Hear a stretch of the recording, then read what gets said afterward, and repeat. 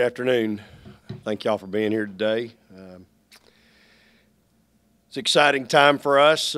New year, new team. We're different. We've got 4 senior guards returning this year that I think you're going to. Obviously, they're going to be really good for us. Unfortunately, they all play the same position, so it makes it hard to play them all at the same time. There is a combination where you might see them on the floor together, but unfortunately, they're all kind of locked in. 3 of them are kind of locked in at the same spot, so it'd be difficult to play them together. You're probably going to see 3 of them together a lot, we've been working at it. We've had 14 practices. We'll have a maroon white tonight. It's not going to look very good. We're a long way from where we need to be, but I mean that's part of it. We've got some new kids, some new 5 new players, 4 freshmen and a junior college player that are really trying to learn the speed of the game. A couple of those kids are going to have to play some meaningful minutes for us. We'll have some other young players that haven't played a lot of meaningful minutes in their career. They're going to be thrown into the fire. Misha Williams is just one of them that's going to, she's going to have to play a lot for us and play 2 different positions, which really makes it difficult for a young player that hasn't played a lot. Hard enough to learn 1, then you learn 2 positions really can be a challenge. So, unfortunately, we've already had a pretty significant injury with Iggy, and we've lost her for the season. She'll have surgery tomorrow morning, and so that's a fairly significant blow for us in that she probably was going to have a chance to start at the 3. She's a big guard. We don't have a lot of big guards on our team. We have a lot of guards and good players, but not a lot of big guards. And that gave you some size and athleticism that could match up with some of these, players we're going to see throughout the course of the year that have size and that can play. So, if we probably had a position where we had some depth, I guess guard would be it. I just hate it for Iggy. She worked extremely hard to get where she was, worked harder probably than anybody. She's in the best shape of anybody on our team, was winning all the races, all the conditioning, and it spent a lot of time getting ready for this season. So just extremely heartbroken for her. It's really tough, but she'll come back bigger, stronger, faster, quicker, and I know Dr. Linton will do a great job with her. So we've had that happen probably a couple weeks ago. So other than that, we'll play tonight. We'll have an exhibition this Saturday, closed door scrimmage. The following week we'll have our first official exhibition to the public on Friday night before we play UMass. And then a week from that, we open with a really good Virginia team with 4 starters back. So it's here, and we've got a lot of work to do in a short period of time.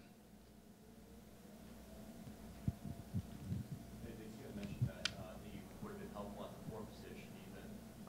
Without her, how do you feel about that position?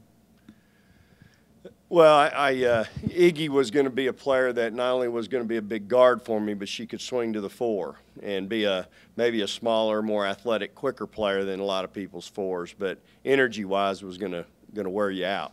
And so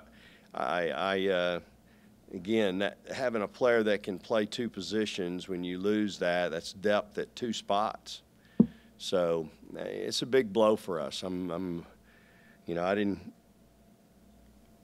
That's a tough one, to get over. Number one, that you don't want to. That kid has worked extremely hard, and it was devastating to her. It was devastating to me. I don't have these types of injuries, y'all. In our program, I've had, I think, in 33 years of coaching, either as a head coach or an assistant, maybe seen 6. So this isn't something that I'm accustomed to seeing or dealing with. Maybe as a head coach, it's obviously our first here, but maybe only my second one in 13 years. So it's extremely disheartening, to say the least. Mentioned a few weeks ago about the 4 position, those girls competing there. What's the outlook there now after several practices and heading into the season? Well, I mean, you got Chloe, you've got Amisha, and you've got Jonica right now, you know, all competing there. Amisha needs to play some 5 for me. You know, I think you play Amisha and T together, boy, you've got some size and length, can create some problems. The problem is that you can't afford to get either one of those in foul trouble, and so you have to pick and choose your spots when you do play them together. And so that brings in, you know, Chloe has really come in. Her skill set is really good, especially for her age. Again, she's learning the speed of the game and dealing with some of the athleticism that you have to deal with at 4. The faster she can get acclimated to that, the better off we're all going to be on our team, because skill set wise, she's really, really solid. Got great, you know, got a great shot, smart, heady, runs the floor well. Just as a basketball player, and I'm really, really excited about her. Again, just got to get her accustomed to the athletic piece that she's going to have to deal with, you know, with our team and the teams that we play against.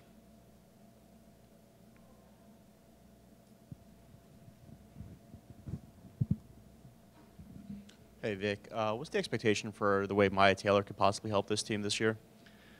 Well, Maya, you know, she's really come in and hadn't blinked an eye. I mean, she's a competitor. I love that kid's presence. I love her.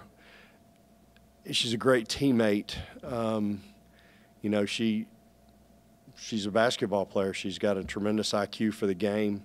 Work ethic is incredible. She's going to be a superstar for us. Now she's competing with Jazz and Morgan right now, and so that's a threesome there that are really, really special, you know, at point. You know, a lot of people just like to have 2. We're blessed to have 3. So the challenge, again, I think that's going to be a weekly battle, as is a lot of our spots right now. You guys don't get accustomed to seeing the same lineup out there every night, because I'll promise you it's going to change. I've just got some balance at certain spots, and I'm going to let those kids compete and battle it out every week, knowing that whoever's hot, that's maybe who gets the nod to start. But the other one coming off, they're coming off hungry and more than capable. So, you know, a lot like how we ended the year last year. I think we've got some combination, especially with, you know, Victoria, Blair, and Rowe. Those 3, those are all 2 guards. Now, I can play Mo and Blair with Victoria. I can play Mo and Blair together like I did last year in the NCAA tournament. We're just not quite as big at guard. We're a little smaller. But here's the bottom line right now as we stand here today. Rashawn Johnson is my best rebounder offensively, which is a problem when I'm dealing with Victoria, because Victoria should be. But right now in 14 practices, Rashawn Johnson's gone to the boards and done more rebounding than any of our other guards. So we've got some depth there, and that's going to allow those kids to really be good. And those kids don't care who starts. They just care about winning. And so I love that about them. I love their unselfishness. And their chemistry is really good. You put any of those 3 together on the floor with Jazz and Morgan and Maya, they find each other on the perimeter when we're running the break. I mean, you know, I watch them and we're towing the line, shooting a 3 in transition, and I'm, you know, part of me is wanting to go get a layup, and the other part's going, you know what, that's a pretty good shot for that kid. You know, Blair and Rowe are as good out there as they are going in for a layup that's contested. So whereas I'd like Victoria to go in there and really attack the rim, because she has size. You can't get to her. So it's really fun to watch those kids when we get up and down a little bit, the chemistry that they have with each other. Again, I think that's the beauty of having those 4 senior guards. Then you throw Jazz in there, she may be. Y'all always want to talk about how improved Tiara is, and Tiara's even more improved today than she was this time last year. But Jasmine Holmes has probably improved as much or more than anybody on our basketball team. And she and Morgan are really pushing each other along with Maya every day, every day. With Jordan and Jonica having gone through this league before, how much is that going to benefit them when they get ready to play? Well, you know, I think both Jordan's been in through the league one time, and then I don't know that she went through the league the second time. Jonica went through the league, I think, only 1 or 2 games. So I don't know how much, you know, that'll play into it. Jordan is, man, she is really athletic. She's a tremendous athlete and getting better and better every day. Obviously, I think now with the injury with Iggy, I think that really Jordan kind of gets now. She's in our future picture this year. We had hoped to maybe hold her out, but I think the best thing for her and for our team is we'll get her ready to go on December 10th. So, again, somebody that really fits what we do. She's a tremendous defender, on ball, off ball. But, man, when she wants to get herself to the rim, you can't do anything about it. And we can get that jump shot to get some consistency. She's somebody that can really be tough to handle. I remember recruiting a kid as the Gatorade Player of the Year in Arkansas, just knowing what the potential was for her, and now I see it every day. It's quite phenomenal. Hey, Coach, in the back. Hey. You've leaned heavily on your seniors in recent years, especially last year's group. Yep. How have you seen Tori, Morgan, Blair, just that senior class this year sort of develop and become leaders for this team for this year? Yeah, you know, I mean, I think those 4 kids, Rashunda Johnson being the other one, I think those 4 bring it every day. You know, I've said this to y'all before, you know, leadership and maturity are either going to be what make us or break us this year. If we have leadership, if we have servant leaders, if we have that and we have maturity, we're going to be fine.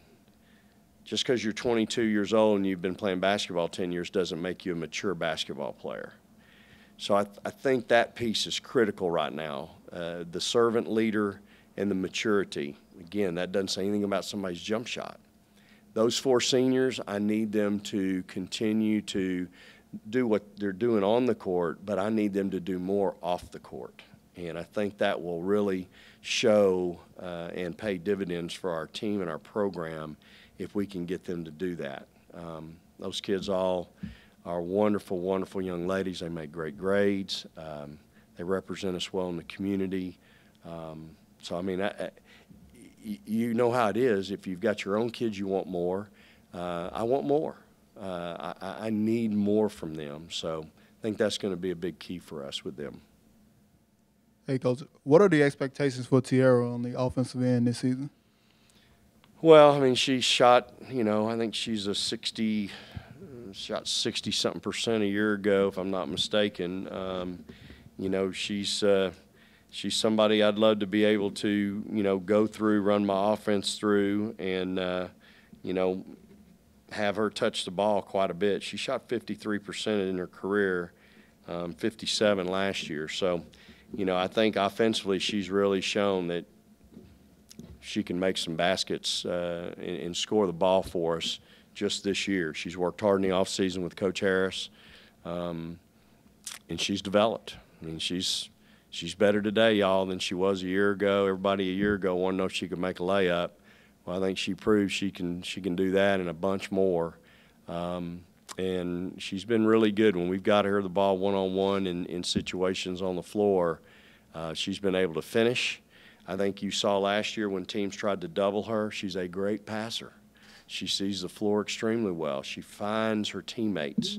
So, you know, I'm excited for Tierra, and again, the challenge for me is I got to get 30 minutes a night out of her.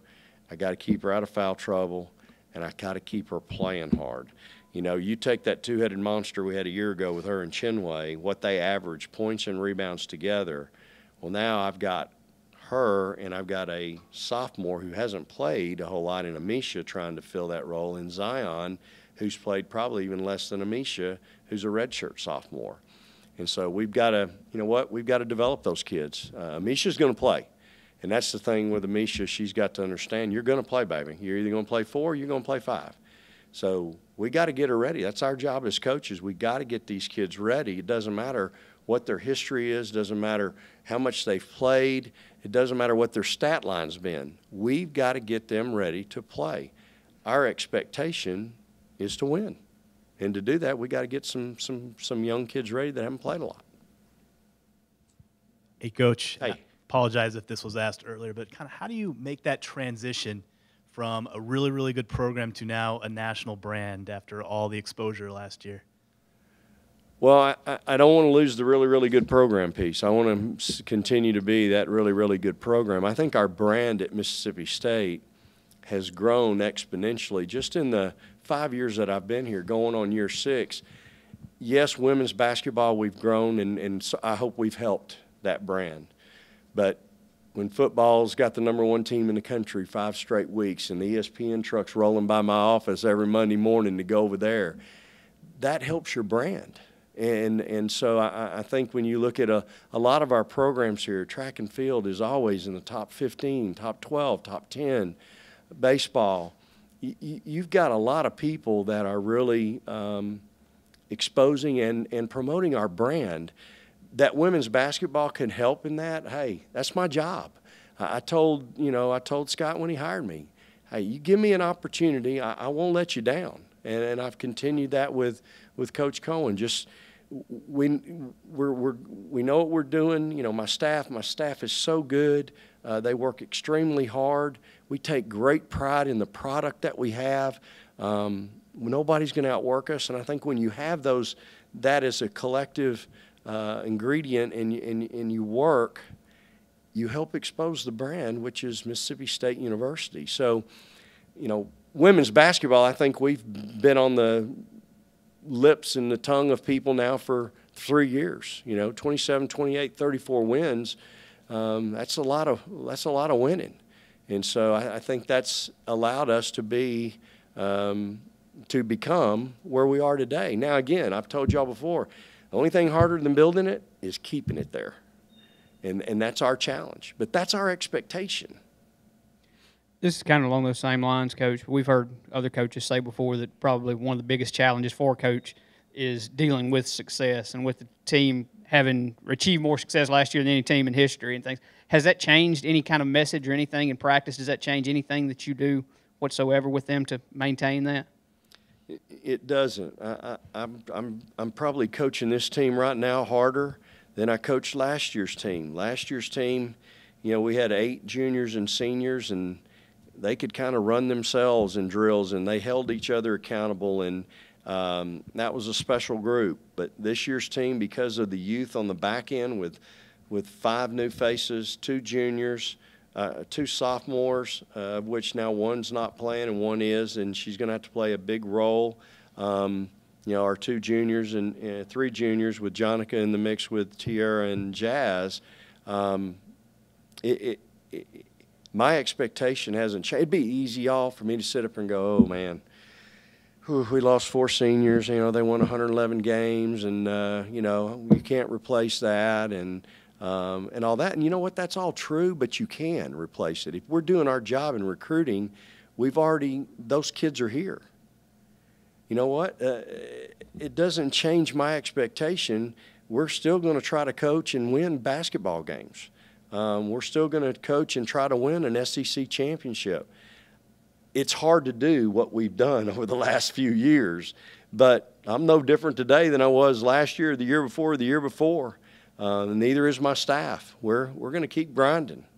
We're going to keep working. We're going to keep trying to be the best we can be and keep Mississippi State where it's supposed to be. And that's our job. And so, you know, our expectations are to win. I've got 15 players. One's hurt.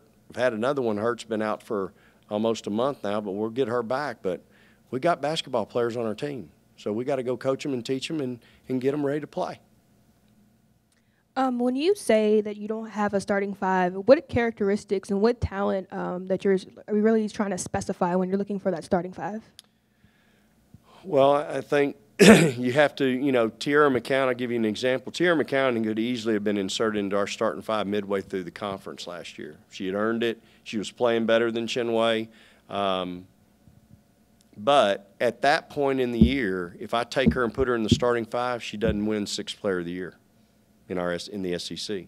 So I kept her there coming off the bench. Now, once we got in the NCAA tournament, she started. She had earned it. And that's where I'm at with the starting five. You want to run through that tunnel.